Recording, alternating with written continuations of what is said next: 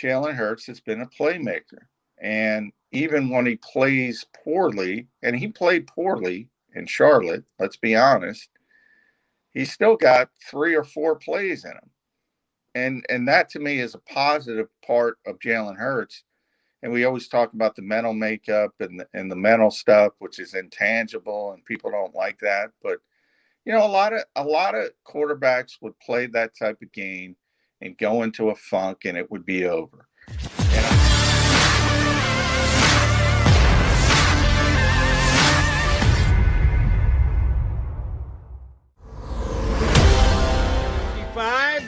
We've got our own Ronald Torreyes, Jeff Kerr, sitting in next to me today. All he does is produce when you put him in the lineup. And John McMullen, my usual co-partner in crime, is up as a guest because he's got to do testing again today. Not algebra or physics. No, he's got COVID testing so he can continue to cover the birds on a day-in, day-out basis.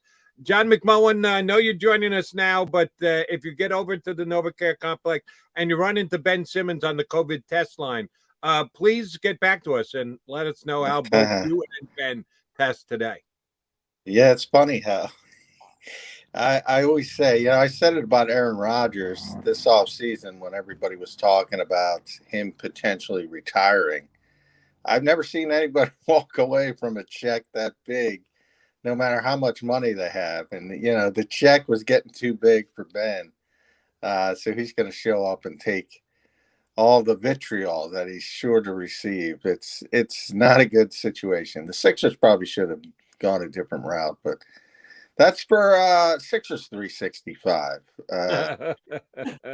Birds 365. We got Tom Brady thumb injuries and John Gruden stories and craziness.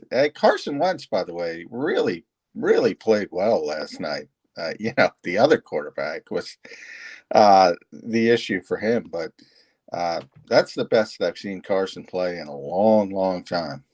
Yeah, John, you kind of brought up my initial point here with John Gruden. Don't you feel like something's getting buried with the NFL right now? Because this all came out because they're investigating the Washington football team for all the transgressions they're doing.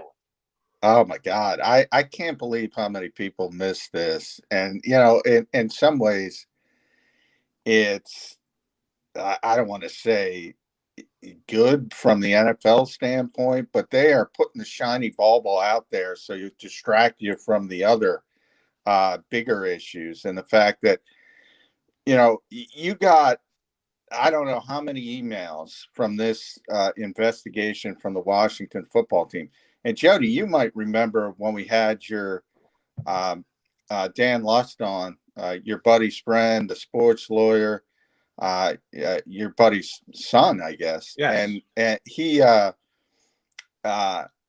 is great at these types of things. And he picked it up right away and said, they have this massive investigation with lawyers. And, Dan's a lawyer. Anybody who's ever dealt with a lawyer, everybody who knows a lawyer, they write everything down. And they're going to have a written report for the Washington football team and all the transgressions. And Daniel Snyder, obviously, and they work out that little backroom deal. By the way, he'll be back. I mean, it's just a matter of time. And, you have all of a sudden the timing of these John Gruden leaks to the New York Times. And I have no idea of knowing where the New York Times got this, but I got a pretty good idea from a history that it was directly leaked from Park Avenue. So why are they doing that? Well, one, they want to get rid of John Gruden for whatever reason. Maybe it's as simple as what he said about the commissioner. Maybe it's deeper. I don't know. That part I don't know. And there's no reason to feel sorry for John Gruden. That's what everybody's focused on. This league has these transgressions, and there's so many more people involved. And you have the scapegoat, and they feed it to the frenzy. And guess what? They're going to win because they're going to be satiated until the next controversy, until the next scandal. So, I mean, that to me is the bigger picture. No, the bigger picture to me is Gruden's out, and the fact that, oh, by the way, they got to play the Broncos this week, and then the week after they get the Philadelphia Eagles. So that team is locally. Yeah, that's Locally, a stone cold mess. Yeah. And the Eagles get the benefit from it because the Raiders, after being 3-0, drop 2 in a row, and they get their coach booted out in the middle of the season. That's a plus for the Birds. Well, yeah, locally. I mean, on the field locally, it's to lose a head coach at that point, and they're going with their special teams coordinator, which has been a bit of a theme when you have these short-term interim openings, and the fact that the special teams coordinator is the only other coach that deals with the entire team. So usually doesn't work out well. But nonetheless, yeah, I mean, on the field, it's positive. I was just speaking from a larger league perspective. It's just, that doesn't matter. But sure, for the Eagles, it'll be very helpful. And so is Tom Brady's thumb injury. So maybe things are starting to fall the Eagles' way as they get out of Charlotte with an unlikely win. This league's crazy. I mean, you saw it again. I go back to last night. You got a 16-point lead. I think they flashed that the Colts were 120-0 with having that type of lead entering the fourth quarter. And they lost. You know why? Because this is a new NFL. All that stuff doesn't matter. I mean, if you were up 16 points in 1985, yeah, the game's over. If you're up 16 points against an explosive team in 2021 and you don't keep your foot on the gas, game's not over. Let's put it that way. John, we talk about this Colts draft pick. Obviously, per Tankathon right now, the Eagles would get the 6th pick in the draft. Now, whether that comes to fruition or not ultimately depends on where the Colts decide to keep Carson Wentz as their starting quarterback. But I have to point this out. How can you bench a guy at all if he keeps playing, not at this level, but keeps playing well and they're losing? What does that tell Carson Wentz at this point? Yeah, I mean, Eagles fans can hope and hope and hope and say he's playing well. It ain't happening. If they're getting the 5th, 6th pick in the draft, I mean, Chris Ballard is shutting them down. They're not getting that pick. I don't even know why this is a story. I really don't. I mean, you have to, GM Howie Roseman locally says you got to be the bad cop. You got to be the bad cop. Sorry, Carson. We can't give up the 5th overall pick, the 6th overall pick in the draft. We have to keep that. And if you don't like it, you don't like it. That to me is one of the simplest answers ever. The Eagles are not getting, I would say, a top 10 pick. If they are in that range, the Colts will shut them down. Now, they might do some creative things. They might blame it on injuries. Everybody gets hurt at a certain point of the season, so everybody gets banged up, certainly quarterbacks, and you could point to a small, slight injury that he certainly would have played through. But they're not getting that pick. So, I mean, it's great. I guess it's great to talk about, but it's just not happening. The Colts are not – Chris Ballard is not one of the dumbest general managers in the NFL. He understands the value of that pick. And the second part, by the way, it's still early, but this doesn't look like a great quarterback draft the way the college season is playing out. And I don't think Howie Roseman wants 3 first top 10 picks in this draft. If by some strange strike of lightning that Chris Ballard becomes the dumbest general manager in the world, and they do get 3 top 10 picks, which would also include them playing down to that type of level, he'll trade one of them and get out for a 2023 pick or something like of that nature. So I guess it's great fodder to talk about, but they're not getting the top 10 pick from the Colts, and I've been saying that since day one. Couple things. I hate to rain on your parade, but I can give you a hypothetical scenario whereby the Colts pick is close to the top 10, might be in the not even the teens, the 11, 12 range. That division's not that good. Tennessee could be in first place going into week 15 at 7-9 or somewhere thereabouts. And the Colts may be at 6-10 at that point. And if you're only one game away, you're fighting all the way to the end. And once you get that deep in the season, Carson Wentz will have already played 75% of the snaps. So there is absolutely a way. I'm not telling you it will happen. A couple dominoes have to line up and fall correctly. But there is a possibility that the Colts could still be in the divisional race until a point where you can't worry about Carson Wentz at 75 snaps because you're already by it. So I disagree with you slightly there. But Yeah, I'm well, interested. if you get down into the teens, it's more of a conversation. So I'm if you're up at number 6, I think as we're standing today, if you're at number 5 with Miami, and obviously they're getting that pick no matter what, so that's great. If you're up in that range, if you're one of the worst teams in football, it's not happening. Obviously, yeah, a bad division helps. Although I do think Indianapolis is one of the smarter organizations to not be fooled by fool's gold, so to speak. They're not going to look at a 7 and 8 and 9 now. Got to catch myself. An 8 and 9 division title as some kind of accomplishment.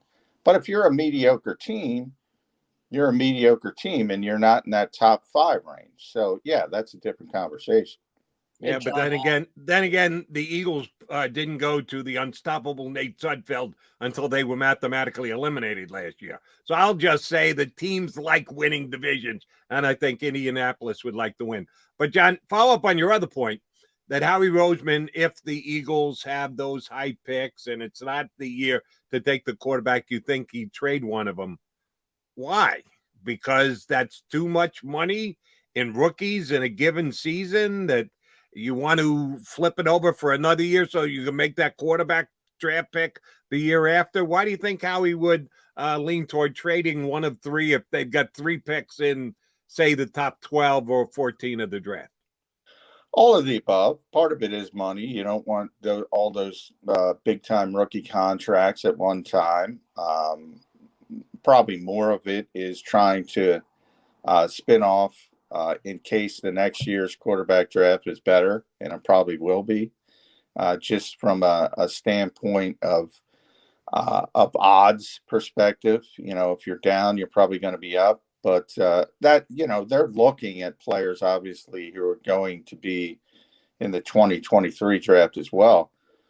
I can't think of 3 picks in the top 10 certainly ever. I don't, maybe go back to when money wasn't a concern. I can't think of another instance. I remember go back to Minnesota had 3 first-round picks, but one of them was at 29. And even that was weird. Doesn't happen very often for a reason. One, it's difficult to get 3 first-round picks. You got to fleece other teams. So from that standpoint, Howie did a very good job of, obviously, the Miami trade is looking very good on paper early.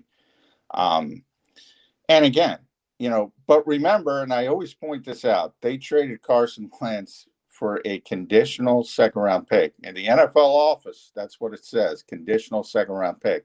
It's not a first-round pick until it translates into a first-round pick. So from the league perspective, understand this is all, and that's where I go back to Tankathon and sites like that. This is all speculation. It's a conditional second-round pick for a reason. If they would have gave him a first-round pick, that would have told you they didn't have questions. The fact that it is and I'm talking about the Colts, obviously. The fact that it is a conditional second-round pick tells you they put a safety net in there for a reason. That's what I think I want people to understand. John, we were talking about the Miami pick. This one might be one of Howie Roseman's finest moves ever. I mean, he trades down from 6 to 12, gets that first-round pick from the Dolphins, who already have a bevy of first-round picks at their disposal from the Trey Lance deal. Dolphins select Jalen Waddle. And again, when the Eagles traded down, I understood, but I'm like, okay, they're probably not going to get a guy like Jamar Chase. But they could have got a Jason Horn, a Patrick Surtain, or a Devonta Smith at 6. They trade up and get Devonta Smith, and it seems like through 5 games, it's early, but Eagles got clearly the better receiver out of the deal and the Dolphins' first-round pick. Could this possibly be Howie's best move ever right now?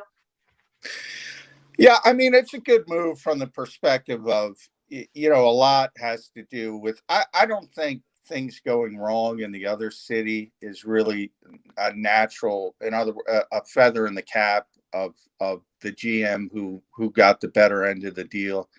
I mean, Miami's made a lot of bad decisions. For instance, if they got to be sick to their stomach. They didn't draft Justin Herbert, for instance. Well, all of a sudden the domino effect of, if Justin Herbert was there and then you had, you probably wouldn't have been in position to draft a top 10 receiver.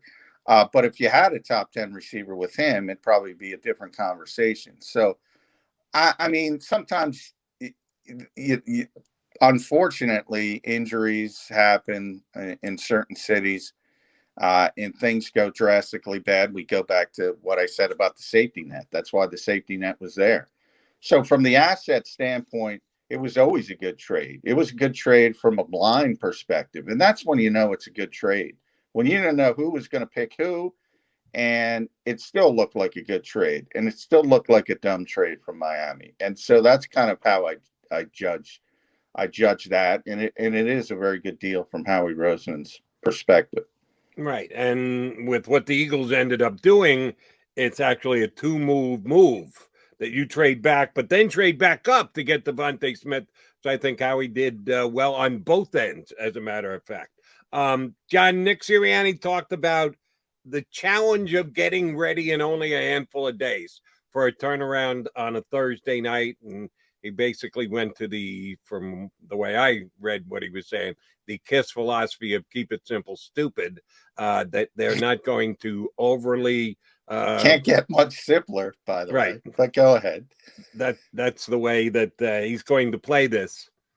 Are the Eagles that type of team? We found out this week that they're not a dime team yet. Are they the type of team who can go with a smaller game plan, smaller way of doing things, smaller way of preparing? I don't know how you shrink how much the Eagles prepare, much more than it already is. How big an obstacle is it for the Eagles? We know it's the exact same for the Bucs. It's not like the Bucs are coming in well rested. They got to turn around from a Sunday as well. Are the Eagles under Nick Sirianni? We've certainly never seen it before, but do you think this is something that's going to be harder for a team like them? I think it's and I'm not going to pile on Nick for that because this is the way everybody prepares in this league for a short week. Nobody does anything. And that's we talked about that a little bit last week when Christian McCaffrey made his comments. Nobody likes it. The coaches don't like it. The players don't like it. But it's a necessary evil from the league not from the league standpoint. They enjoy it because it's about the money and the extra Thursday night football package. So the Bucs aren't doing anything either. And you can look at it 2 ways. I mean, obviously with Tampa Bay, and it starts with Tom Brady. I mean, they can go in on a short week. They don't need a ton of prep. He's going to be prepared. He's seen everything. On the other hand, the big problem with Thursday night games is you got to get your body up to speed. Professional football wasn't designed to be played 2 times in 4 days. You need some recovery time. In theory, younger people would need less recovery time than 40-plus-year-old quarterbacks or veteran players, and all that happening with Tampa. Plus, you add on the fact that Tampa's the team that has to travel on top of it. It's always a big advantage to be the home team on a Thursday night game. And I guess that's where you get any optimism if you look at it. But from the fact that the young players, a preparation standpoint, you would think they would not be as ready as veteran players who understand what needs to be done on these types of weeks. John, I had the opportunity to speak to Rob Gronkowski yesterday. Now, he wouldn't disclose if he was playing or not, but he said something I thought was pretty interesting about the Eagles team. He said, look, I think they're getting better every week, just from watching the film. And he said, this is a front four. He said, I know they don't blitz a lot, but they're going to come after you. And he basically said Tom is going to have to get rid of the football in order to beat this team. I mean, it seems like the Bucs are really, really looking at this game as we can't lose this game. This is, this could be a trap game for us. Yeah, and I think Thursday plays into that. Thursday on the road, as I said, right thumb injury for Tom Brady. Of course, it didn't. He still threw for 5 touchdowns. So the guy's amazing, but he is his age coming in, and he's got to play again. He's got to play Sunday. He's got to play Thursday. As far as getting the football out, I mean, Tom Brady's going to get the football out. I mean, he understands that at this stage of his career. So, yeah, you're probably, for those people looking for sacks, they're probably not going to get sacks. So anytime you play Tom Brady, I always point to the Giants in the Super Bowl. I mean, that's your game plan. Get him off his spots, hurry him up, make him uncomfortable. Especially with the interior rush. And in theory, that's, an Eagles' strength with Javon Hargrave and Fletcher Cox. Now, you've already seen it in this short sample size. The Eagles' defensive line against a bad offensive line dominated. When they're not able to dominate, the back seven doesn't hold up. So that's kind of the story of the Eagles. They're going to be in games where the front four can put pressure on the quarterback by itself, and when they can't, it's going to get a little bit ugly. Yeah, John, even with his banged up thumb, I'm going to take the over on 300 yards for Tom Brady. That's just me. And no matter how old he is, no matter how short the week is, no matter how much his thumb hurts, I'll take the over on him throwing for 300 yards against the Eagles this week. Sorry to say, Eagle fans.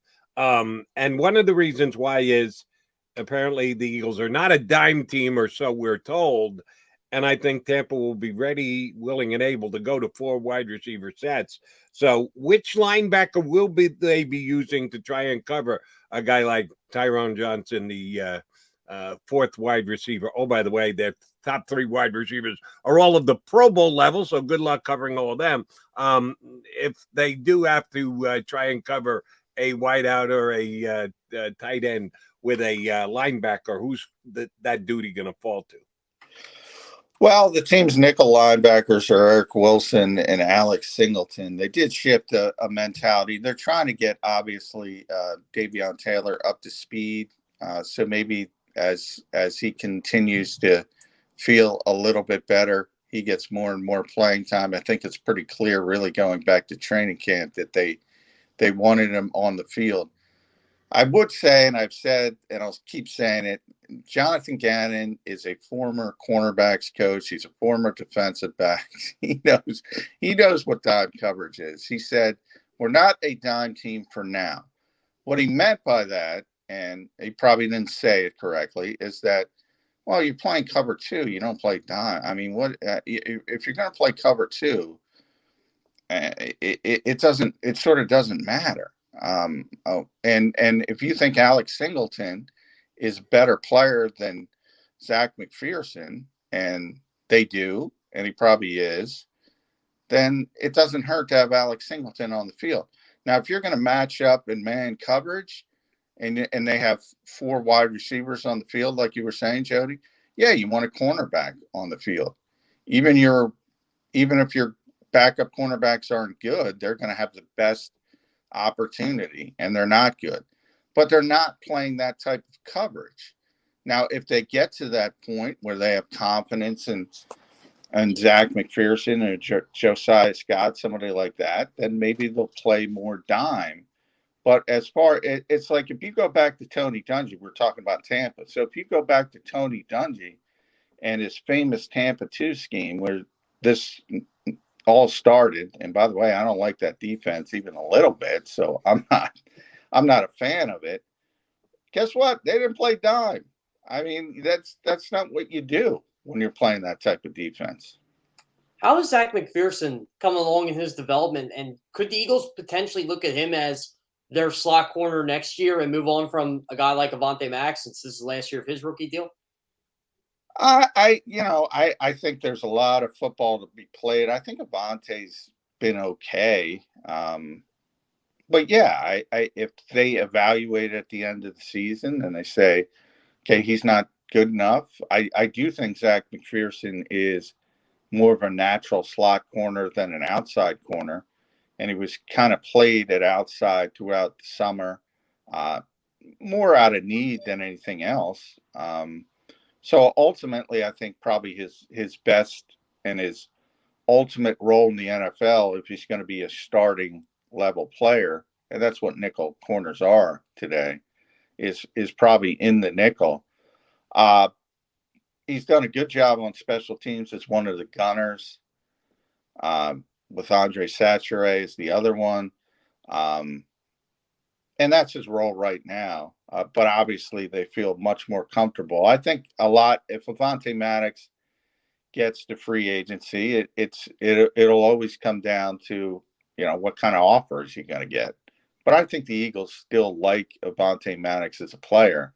And I don't think, if your question, Jeff, is he pushing Avonte Maddox right now? Not even close. As a matter of fact, that's my evaluation, and I don't know that Pro Football Focus will evaluate the same way I do. His play on the deflected pass down by the goal line, that was a great play, was actually the most physically athletic play that any DB made in that game last week, and that includes 3 Eagle interceptions. That was the best play that an Eagle D-back made in the entire game. I think about that. Yeah, that was a big play. Slay's first interception, that was good. But Avonte's play was great. No question about it. So give him credit for that. All right, John, I do want to ask you about Lane Johnson. The coach was asked about it again yesterday, and he said, we're hoping to get Lane back this season. That was pretty damn telling. He could have said, we hope to get him back soon. He could have said, hope to get him back this month. Since we're just into October, you still got a lot to go in this month. He said this season, which does not bode well going forward, even though he dismissed the whole his numbers up on his visor thing. No, don't equate that to guys that are already out for the entire season. They're just not with us right now, and I want them to know I'm thinking about us. How long are they going to be? I know you don't know, but I'm asking you to speculate and read between the lines a little bit here. Are they going to be without Lane Johnson for the majority of the season now? Yeah, it isn't good when the number gets put on the visor. And this is another example of why you don't put numbers on your visor. But, I mean, to me, that's a rookie head coaching mistake. Just now you got to deal with it. And the only people he's put on his visor, obviously, were guys who are out with season-ending injuries. And Brandon Graham and Isaac Seumalo. So all of a sudden, 65 shows up on there. And that's the first thing we're all discussing amongst ourselves. Well, does that mean Lane's out for the season? So it's sort of like creating a problem you didn't need to exist, but it's not trending in a positive direction. I can say that. If you think you're going to see Lane Johnson on Thursday night, I wouldn't bet on that. And the longer it goes, the more concerned it is. And now also in the same press conference, he also kind of stated that, it's going to be Jordan Mailata on the right side moving forward. So they're preparing for a lengthy run without him. It's not trending positively. John, I don't want to actually speculate too much into this, but could the potential of Andre Dillard at left tackle, Jordan Mailata right tackle, not just last for this season, but perhaps longer, say whatever Lane decides to do with his post-football career?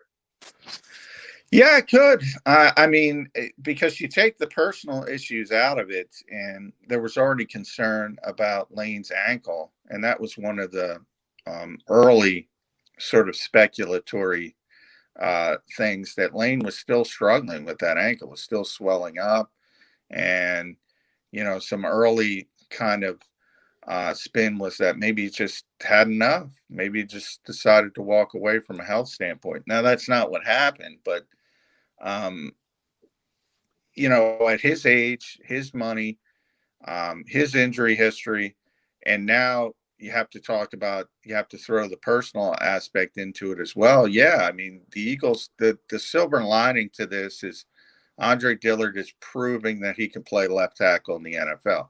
Again, that's not necessarily the highest bar because you've seen some of the other left tackles, but he is a starting level left tackle in this league, and you're lucky enough to have Jordan Mailata who can play either side. And he had some hiccups, had some trouble with the silent count.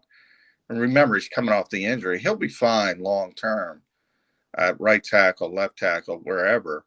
So that versatility is a nice piece to have. And Jody brings up Pro Football Focus. Not that they're the Bible, but they have Andre number 20, I think, of 73 right now, and Jordan's number 9. So that's pretty good. John, we may not know if the Eagles are a dime team this year. We know they're not one yet, but they could become one. We know they're an RPO team, and they're probably the most heavy RPO team in the National Football League. Is an RPO-based offense going to work against this Tampa defense on Thursday night? Boy, I have to catch myself here because I don't like that offense a little bit. Number one, does it catch people by surprise occasionally? Yeah, I think. But does it catch people by surprise less with every passing week? Yes, that's the question. The point. And I just think one of the, you get out of there with the win, but boy. Carolina really showed people how to deal with it from a larger perspective. I mean, they completely shut the short stuff down. So can you keep that going? I mean, in theory, obviously Tampa Bay has tremendously athletic linebackers, although Devin White surprisingly is not playing well early this season, but obviously he's one of the most athletic linebackers in the league, and Levante David's not bad as well. So on paper, Antoine Winfield's supposed to be back. We'll see how that shakes out. On paper, they should be one of the teams able to handle it. You got Vita Vea just destroying double teams up front to make things easier for those linebackers. Shaq Barrett's a great edge rusher. Jason Pierre-Paul's not playing all that well, but he's still Jason Pierre-Paul. They have all the talent up front you would need to deal with that system. I would say that. John, you brought up Villa, Ndamukong Suh. This is a matchup I'm really looking at with those defensive tackles going up against Landon Dickerson, who's been hot and cold this year. And the Eagles' interior of the line obviously isn't as strong because of their injuries. And I'm thinking to myself, okay, I really don't care if Jalen Hurts throws for X number of yards and completes this many passes. I kind of have a feeling the way to neutralize this is to see Jalen Hurts make quick decisions and run the football. I mean, what's your take on all that? Yeah, I mean, they were very effective when he took the football and actually pulled it from the running back, and they had a couple big plays, not splash plays, but obviously had touchdowns, and it really they made enough big plays offensively to cash in on a great performance by the defense and the special teams. I really do think, and Nick Sirianni says that, I really do think it is what it says. It's a read on a particular play. I mean, you're not just going to keep the football if you're reading the unblocked player is on you. I mean, you're just going to get blown up. So I do think it is a lot dependent on what's going on the field. But I would say that Jalen Hurts has been a playmaker. And even when he plays poorly, and he played poorly in Charlotte, let's be honest, he's still got 3 or 4 plays in him. And that to me is a positive part of Jalen Hurts And we always talk about the mental makeup and the mental stuff, which is intangible, and people don't like that. But a lot of quarterbacks would play that type of game and go into a funk, and it would be over. And I think one of his biggest strengths is to say, all right, that cliche next play, and it's bad play, bad play, bad play, good play. And whether it's the big play, the Quez Watkins, or the runs, that's all they needed. I think they're going to need more. They're going to need more consistent play against a good team, and Tampa Bay's a really good team. Tampa's going to put up some points, so you're right about that. One advantage for the Eagles, though, is the Tampa secondary is pretty beat up. Richard Sherman comes in off the street, and they've got to throw him out there for the majority of the snaps. We know he's had a good career. He's not what he once was, but from not playing at all, I don't even know how long he was out of jail before he was out there playing for the Tampa Bay Bucks. So it's got to be the wide receivers this week, right, John? Tight ends, they've got dynamite linebackers. They might not be as effective as they can be. It's going to be all about the wide receivers. Is Jalen Reagor sitting on a big game this week, J-Mac? You going to make that prediction for us? Oh, gosh, I can't. Until I see it, I'm not making that prediction. Same here. In a lot of ways, I look at, Jalen Reagor a little bit like Ben Simmons from this perspective. He's not even nearly close to as accomplished as Ben Simmons, where we started this conversation. But he's got people around him who blow smoke up as what and tell him how great he is all the time. And I don't think it helps. First it was Doug Peterson's coaching staff didn't do this and didn't do that. Now it's Nick Sirianni's. Like, they want this kid to fail. They don't want this kid to fail. This organization is embarrassed by the player picked behind them and the player they should have picked. They want him to succeed. And, there's the occasional good play, and we've seen it, but the consistency is not there. The route running is not there. Too much hesitancy. And I don't think he takes accountability for his play. And I think it's a lot because of the people around him and say, you're great, you're this, you're that. The Eagles aren't using you correctly. The bottom line is the Eagles use him too much. If you want to be honest, they should play more 12 personnel, but Nick doesn't want to play it. And the two receivers on the field should be Devontae Smith and Quez Watkins. So he gets more playing time than he deserves and hasn't done enough with it, to say the least. John, I thought this was kind of interesting yesterday. Obviously, Max Williams, the tight end of the Arizona Cardinals, looks like he's done for the season. And I saw a couple Cardinals chatter, even with some of the beat guys, they're like, hey, Philadelphia has a tight end. Maybe they should give him a call now. And there's no way the Eagles trade Zach Ertz at this point unless they get a good offer, right? Well, yeah, they would need the good offer, but if they got the good offer, I think they would trade him. And the trade deadline is coming up, obviously November 2nd, I believe. So we are creeping up on it. But yeah, Howie didn't go all this way to take a third-day pick. If it turns into a second-day pick, yeah, Zach will be out of here because this team's not a contender. They know they're not a contender. And if they can get what they wanted originally because a contender thinks they need that piece to get over the hump, that's when this stuff comes together and you get a little bit of that overpayment. And I think the Eagles would jump at that, to be honest. All right, Johnny Mac, you do realize the Eagles are only a half a game out of a playoff spot. Carolina would get a wild card right now if the season were to end, and they just beat Carolina, so they're half a game out. So. We're already talking playoffs? We were talking about it yesterday. I'm just not dismissing playoffs is the point I'm trying to make. And let's see if we can end on an optimistic note. I'm going out there, major prediction right here, right now. The Eagles will not have a touchdown taken off the board this week because of a penalty. That's bold. Will you join me in that, Johnny Mac?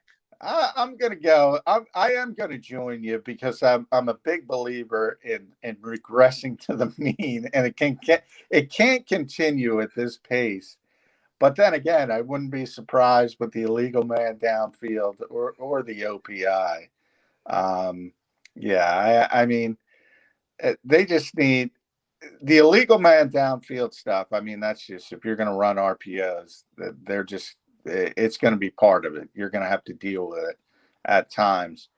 The OPI stuff, though, I mean, they got to get savvier route runners, and they only have one route runner on this entire team besides the tight ends. Obviously, Zach is a tremendous route runner, but Devontae Smith, who by the way is a rookie receiver, is the only good route runner on this team, which is kind of sad considering every single aspect. You know, this coaching staff is wide receiver centric. It's just not good enough. If either Greg Ward or J.J. Arcega-Whiteside get a PI in the end zone and cost them 7 points, they should be cut immediately and replaced by Travis Fulgham. Oh, that's right. We don't have no more Travis. Travis no more. isn't even on the practice squad. What the hell was that about, McMullen? He just, I know you've told us before he's not a good practice player. I always joked, the Eagles wanted to keep Noah Tagai so badly, and they got swiped by Indianapolis. And everybody makes out like this is a big deal. It was the least big deal in the history of mankind. And all of a sudden he's back. Travis played himself out of a job. We talked about that back in the summer. Had a really, really bad training camp. Not the best practice habits. Doug Peterson talked about it. The new coaching staff quickly surmised it as well. Yeah, I talked a little bit about Jalen Reagor. Obviously, he's got the talent to play in this league, Travis Fulgham. You have that 4-week period that not a lot of receivers have. So obviously he has the talent. But he's got to do the little things that don't turn off coaching staffs and don't, because he's bounced around a lot now. And it's, when you get that reputation, you either change it or you find another line of work. I will give my usual partner, John McMullen, credit here because he was not one of them, but there were way too many guys who cover the Eagles, certainly Eagle fans. Oh, my God, the great depth at wide receiver the Eagles have when they were back in camp during this summer, which included Travis Fulgham, now gone, Greg Ward. They're trying to push him out the door forever. Jalen Reagor, we just talked about him for 10 minutes, how he's massively underachieving. Oh, but they had great wide receiver depth in camp this year. That was so blatantly overstated. It was ridiculous. Johnny Mac, we kept you late. We know you got to get to your test. May you go negative again this week, buddy. We appreciate your not being negative and joining in on the positive parade today. No Eagle touchdowns off the board. Thank you very much, John McMullen. All right. Thanks, guys. Appreciate it. That's our boy, John McMullen, here with us on Birds 365. All right, Jeff Kerr's in his stead today. I'm Jody McDonald. We appreciate you tuning in. Oh, we're countdown to Thursday.